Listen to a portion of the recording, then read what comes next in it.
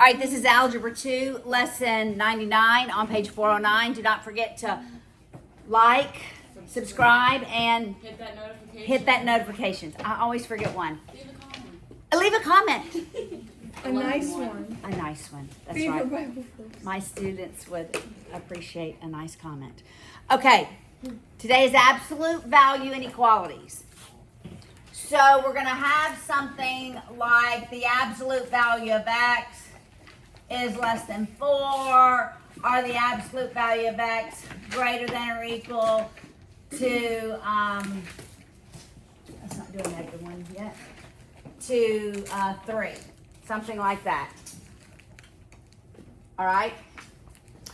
Now, when we have absolute value inequalities, what are some values that I can insert in here such that it would always be less than 4?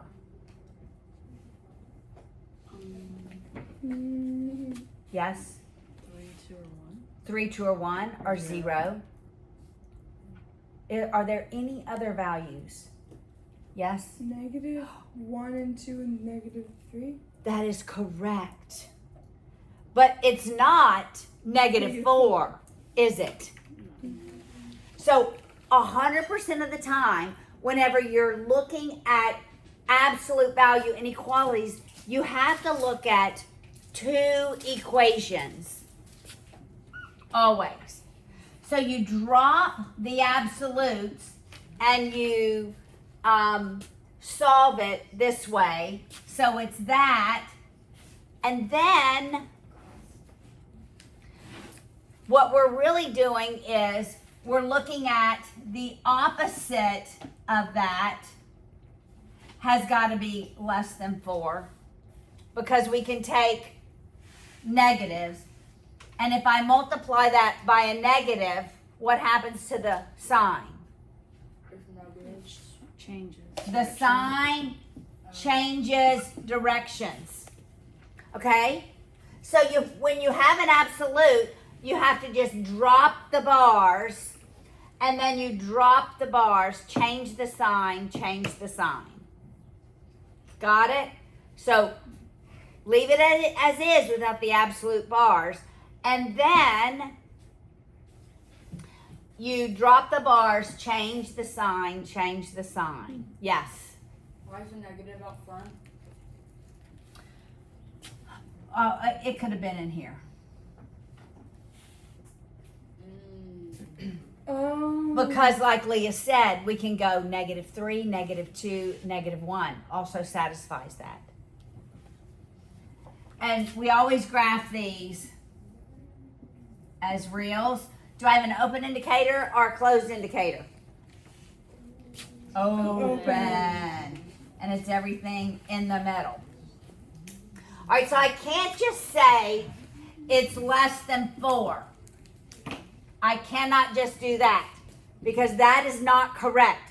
This is how we graph it when there's no absolute bars.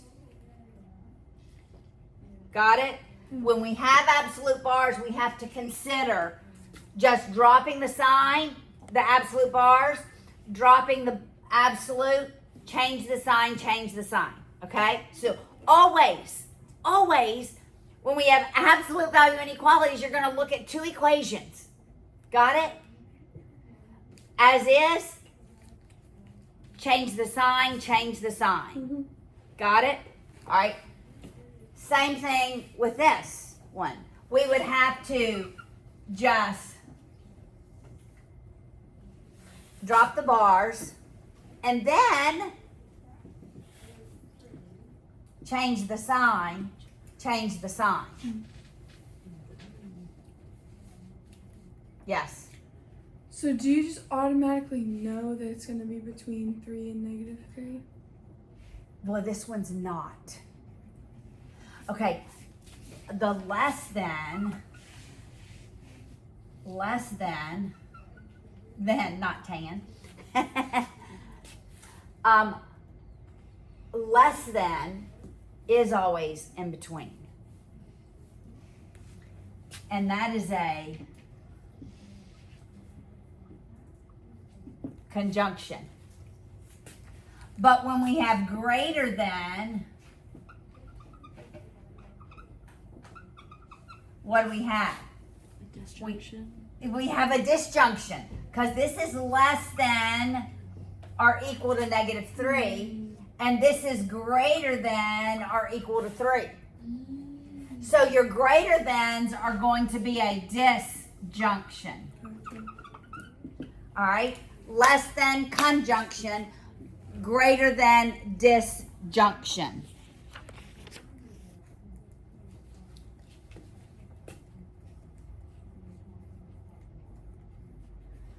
And that's always going to be true. When we have a less than, it's a conjunction. A greater than, it's a disjunction.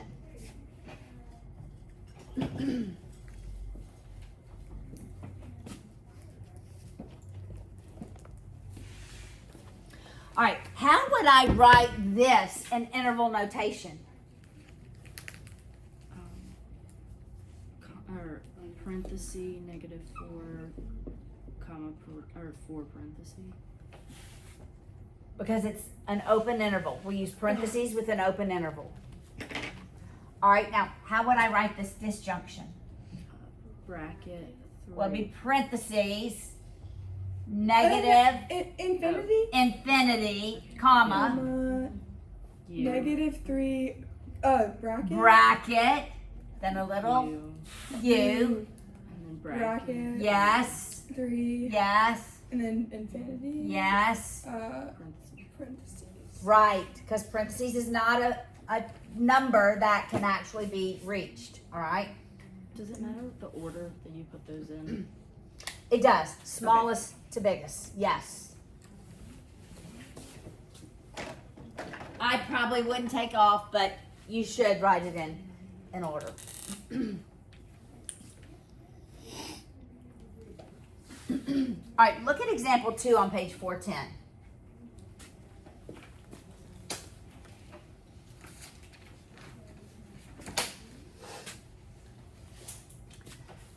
All right, if I have this to begin with, how am I going to solve this? Subtract. Okay, subtract 3. What does anything happen to the inequality when I subtract 3? No.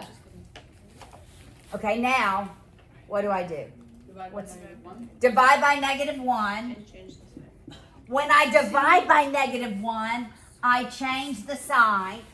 Okay, less than is a Oh, conjunction. conjunction. So I'm expecting it to be in between, right? Right. But what do? I do 2 equations. I first just drop the sign, then I drop the bars, Swap the sign. swap the sign, change the sign. Change. Got it? All right. It's greater than -3, less than 3. That is a conjunction. We have open intervals. Interval notation looks like that. Got it? Got it. Why don't you ever say it? Like the parentheses bracket thing. Okay. Parentheses goes with either greater than or less than. It's not equal to. It's an you knew it was an open interval. Parentheses goes with an open interval. And always with infinity. Okay, a bracket goes with a closed interval. So you're also going to have equal. So it's going to be less than equal to, greater than equal to. Yeah. Got it? All right.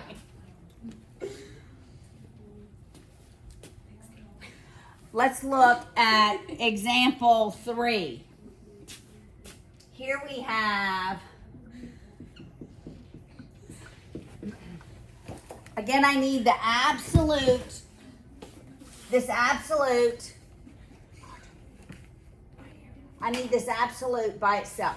Nothing multiplied by it, not even a negative outside. I want it, the inequality, everything else on the other side. All right, so I'm going to subtract 2 on both sides. By subtracting, we don't change the direction of the sign. The only time we change the direction of the sign, inequality, multiply or divide by a negative. By a negative. You're exactly right. All right, so it's -4. Now I'm going to divide by a -1 so that I have the absolute value. It changes the sign, and it's 4. We just did that one.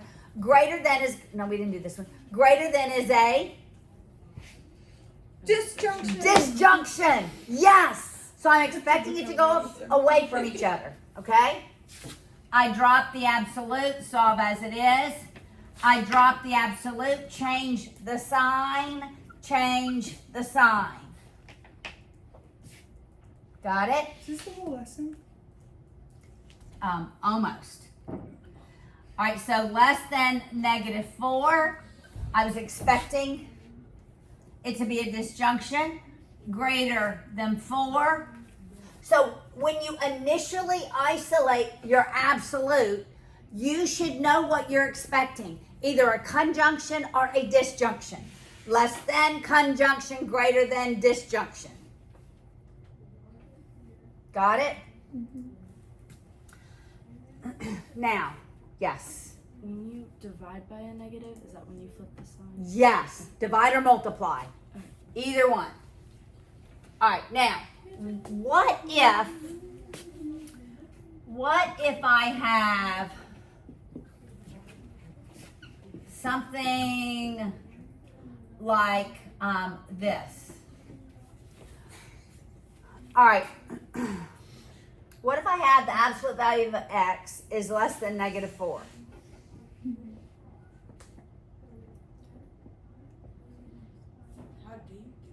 How do I do that? Wait. Is there anything I can substitute in for x that would make it less than a negative number? There's nothing. Because when I substitute any value in for x, the result is going to be Positive. positive. So there are no solutions to that. None. Freebie. Okay. So the absolute value of anything, a variable, the absolute value of a variable less than -4, there are never any solutions because it will always be a positive value on the left-hand side. Or All right. any negative number? Not just 4. Correct. If I put in -100, I'm still going to get 100, Right. and 100 is not less than -4. Right. All right, now, what about this case? No solution. Okay, can I put in 10, and would that work? Yeah. Could I put in -10? Yes. Could I put in -50? Wait. But the equal to. Could I put in 1? Yes. Could I put in 0? Yes. Could I put in 1,500? Yes. -1,500? Yes. Could I put in 1,000,000? Could I put in -1,000,000? So how many solutions to this? All reals. All reals. When it's greater than a negative number, it doesn't matter what I substitute in for the value of x. It's always going to be positive. A positive number is always going to be greater than a negative value.